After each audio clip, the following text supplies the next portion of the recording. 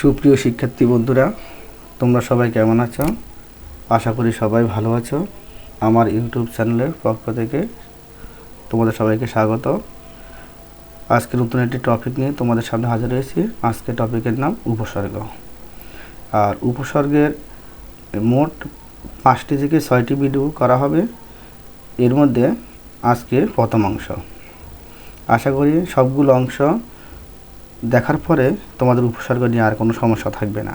তো প্রথমে আমরা সংজ্ঞা দেখে নিই।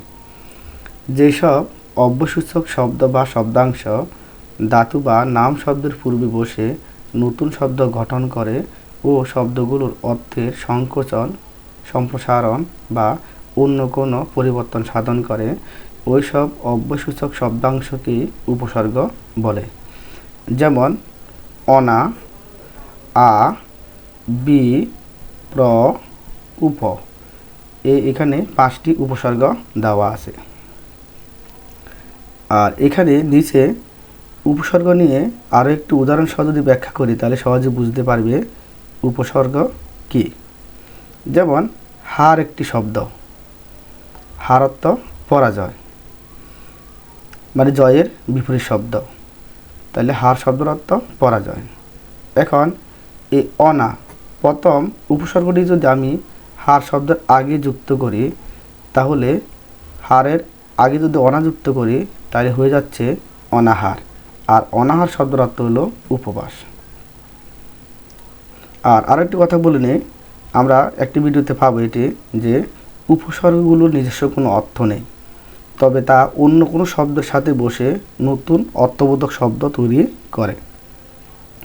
যেমন আ একটি উপসর্গ। আ হার শব্দের পূর্বে বসে হয়ে গেছে আহার, আহার মানে খাদ্য গ্রহণ।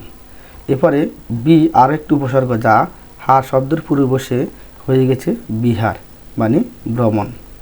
এরপরে আরেকটি উপসর্গ হলো প্র, যা হারের আগে বসে হয়ে গেছে প্রহার, প্রহার মানে আঘাত।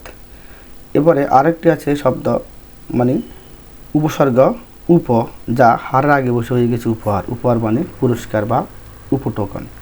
তাহলে আমরা লক্ষ্য করলাম যে উপসর্গ হলো কিছু অব্যসূচক শব্দ বা শব্দাংশ, যা শব্দ, নাম শব্দ বা ধাতুর পূর্বে বসে মানে নাম শব্দের পূর্বে বসে নতুন শব্দ গঠন করে ও শব্দগুলোর অর্থের সংকোচন, সম্প্রসারণ বা অন্য কোনো পরিবর্তন সাধন করে, ওই সব অব্যসূচক শব্দাংশকে উপসর্গ বলে।